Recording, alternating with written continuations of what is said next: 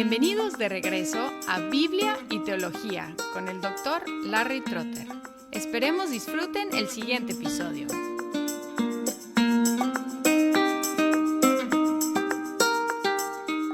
En este episodio quiero mencionar algunos conceptos, desarrollos, movimientos recientes en las misiones. El primer movimiento que quiero mencionar es Lausana. En 1974, el Congreso de Lausana sobre la evangelización mundial se convocó con la tercera parte de los más de 2.300 delegados de lo que se llamaba el Tercer Mundo, lo que ahora se llama el mundo en desarrollo o a veces el 2/3 mundo. Billy Graham encabezó el comité organizador y dio una conferencia en el primer congreso. John Stott, el pastor anglicano, fue autor principal del Pacto Lausana, que pueden encontrar en línea buscando Pacto de Lausana. Este movimiento continúa hasta hoy con reuniones mundiales y regionales involucrando líderes de muchas partes del mundo. Y pueden ir a lausanne.org para más información. lausanne.org. El segundo desarrollo es la conferencia que se llama Urbana, que se reunió por primera vez en 1946 con 575 estudiantes. Fue organizada por el Ministerio Universitario InterVarsity y desde entonces se ha reunido cada 3 años. Muchas veces durante su historia en Urbana y más recientemente en San Luis, Missouri. Ahora atrae como 16,000 principalmente estudiantes universitarios. Tuve el privilegio de asistir en 1981 y escuchar a Billy Graham y otros conferencistas misioneros o impulsadores de misiones. Ahora los conferencistas son más de la Iglesia Global. Y hace unos años estuve en San Luis caminando y encontré a muchos universitarios andando en el centro de la ciudad, la mayoría asiáticos. Y les pregunté por qué estaban allí y me dijeron que por la conferencia urbana. A simple vista se ve que los estudiantes asiáticos están tomando la batuta para avanzar la misión de la Iglesia. Otro concepto del cual voy a dedicar más tiempo en un episodio posterior se llama la contextualización. El aumento del contacto entre líderes misioneros de diferentes partes del mundo forzó a que todos reflexionaran sobre los aspectos culturales que habían identificado con la fe cristiana. Y al principio fueron los creyentes del resto del mundo que exhortaban a los cristianos occidentales sobre su occidentalización de la fe cristiana. Pero luego algo curioso sucedió. Los cristianos del resto del mundo se dieron cuenta de que ellos también habían hecho lo mismo en sus propios contextos, confundiendo cosas culturales con cosas bíblicas. Y por lo tanto todos tuvieron que reflexionar sobre lo que es esencial en la fe cristiana y lo que es una expresión cultural. Luego el siguiente paso fue un esfuerzo explícito de comunicar el Evangelio en una forma apropiada para cada contexto, y es la contextualización. Un cuarto concepto es la educación teológica por extensión. Ahora, con el Internet es algo muy común, pero en su día fue un concepto revolucionario. La idea fue, en lugar de sacar cristianos de sus mundos para enviarlos a otro país para estudiar Biblia y teología, empezaron a enviar los cursos a los estudiantes, muchas veces por correo normal. La educación que recibieron fue muy occidental, pero por lo menos los estudiantes se quedaron en sus contextos y tuvieron que hacer el trabajo de adaptar lo que aprendían a sus ministerios locales. Es decir, que el material no era contextualizado, pero los estudiantes se quedaron en su contexto teniendo que aplicar ese material a sus contextos locales. Ahora la educación por extensión en línea es algo muy común, pero fue revolucionaria en su día. Otro movimiento es el movimiento carismático pentecostés, y especialmente en el hemisferio sur, las iglesias carismáticas y pentecosteses han crecido en una forma impresionante, rebasando por mucho las iglesias protestantes históricas. Su estilo de adoración ha influenciado el estilo que llamamos adoración contemporánea. Este movimiento probablemente es lo que más se aproxima a la primera etapa que identificó Bavinck de testimonio espontáneo. La independencia de estas iglesias les ha permitido ser muy ágiles y flexibles, pero también ha fomentado desviaciones teológicas, sobre todo la así llamado Evangelio de la Prosperidad, que aflige muchas iglesias. Y aunque fácilmente las iglesias carismáticas y pentecosteses se adaptan a sus nuevos contextos, el Evangelio de la Prosperidad es una desviación del Evangelio que es netamente norteamericana. Recientemente, por una insatisfacción creciente con el Evangelio de la Prosperidad, hay un interés creciente en la teología reformada entre grupos carismáticos y pentecosteses. Otro movimiento son las misiones de corto plazo. Las iglesias y las agencias misioneras quisieron dar una experiencia misionera a muchas personas y empezaron en los 1970 a enviar miles de misioneros de corto plazo a destinos alrededor del mundo. Yo, como joven, pude ir a México, a Perú, a Francia y a la India, y mi esposa pasó un verano en Haití y 3 años en Taiwán. Estas experiencias marcaron nuestras vidas y contribuyeron a un llamado a las misiones. Y la mayoría de los misioneros, por lo menos en los Estados Unidos, tuvieron una experiencia de corto plazo que contribuyó a su llamado misionero. Tienen ventajas, pero hay problemas con las misiones de corto plazo. Pueden dar la idea a los participantes que contribuyeron mucho en poco tiempo, lo cual les da una idea falsa de las dificultades de las misiones.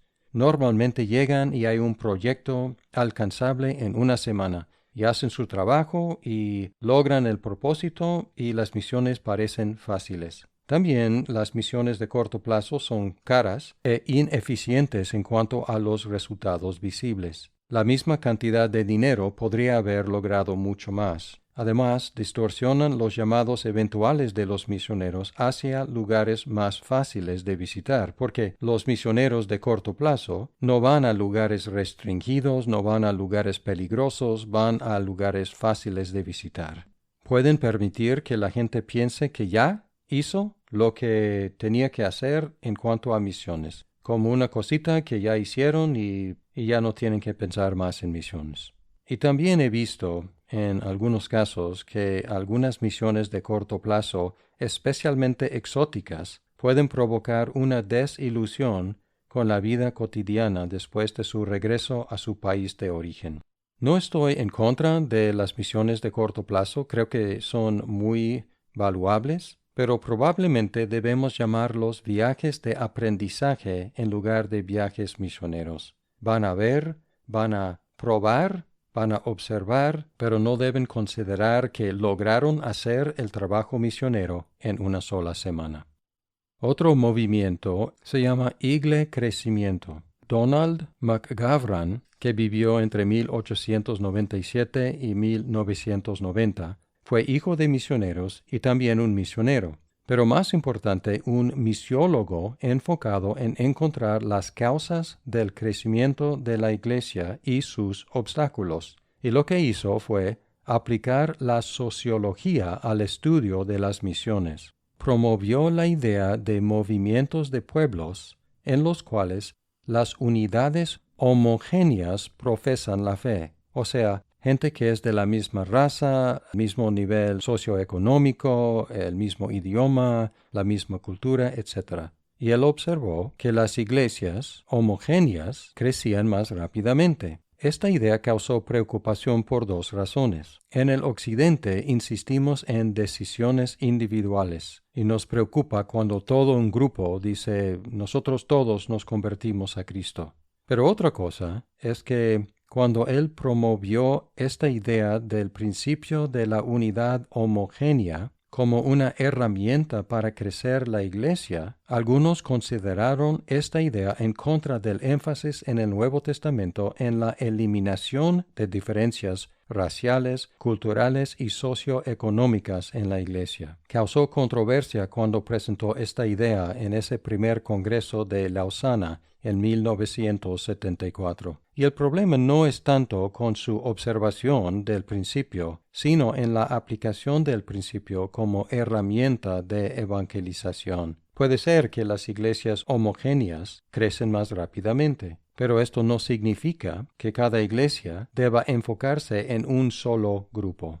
Otro enfoque fue en los grupos no alcanzados. McGavran invitó a Ralph Winter al seminario Fuller en 1966 y luego 10 años después él fundó el Centro Estadounidense para Misiones Mundiales. Se enfocó en identificar y alcanzar los miles de grupos representando 2,000 millones de personas que no tenían acceso al Evangelio. Hay diferentes definiciones de un pueblo no alcanzado, pero la idea básica es un grupo sociolingüístico que no tiene un testimonio indígena y que necesita un misionero transcultural para poder escuchar el Evangelio. Este concepto ha dominado las misiones desde entonces y me han escuchado hablar de los grupos no alcanzados. Otra idea es la ventana 1040. Se refiere al rectángulo a través de África, el Medio Oriente y Asia, entre 10 y 40 grados al norte de la línea ecuatorial, en el cual la mayoría de los grupos no alcanzados vive. Louis Bush inventó esta frase en el Congreso de Lausana II en Manila, las Filipinas, en 1989, y este concepto sigue hasta hoy, puesto que las condiciones que describió continúan. La mayoría de los grupos no alcanzados siguen viviendo en esa ventana 1040. Otro concepto es la globalización. La globalización se refiere al creciente interdependencia de las diversas regiones del mundo. El comercio internacional ha sido motor de la globalización y la tecnología ha acelerado el flujo de información, inversión y personas. Esta interacción ha producido una cultura internacional, sobre todo en las grandes ciudades del mundo. Y el último movimiento tiene que ver con estas ciudades, y es la urbanización. Entre 1950 y ahora, la proporción rural-urbano ha cambiado de aproximadamente 70% rural, 30% urbano, a 40% rural, 60% urbano, y proyectan que será casi 30-70 en el año 2050. O sea, en 100 años, un cambio mundial de 70 rural, 30 urbano, a 30 rural y 70 urbano. Y la población urbana está creciendo más rápidamente que la población urbana cristiana. Y por lo tanto, muchos misioneros se han enfocado en grandes ciudades. Lo mismo que hicimos nosotros en la Ciudad de México y Guadalajara. Esto tiene mucho sentido, pero corre el riesgo de ignorar pueblos no alcanzados menos accesibles. Para resumir, 11 conceptos, desarrollos, movimientos. 1. El movimiento de Lausana. 2. La conferencia urbana. 3. La contextualización. 4. La educación teológica por extensión. 5. El movimiento carismático pentecostés. 6. Las misiones de corto plazo. 7. Igle crecimiento. 8. Grupos no alcanzados. 9. La ventana 1040. 10. La globalización. Y 11. La urbanización.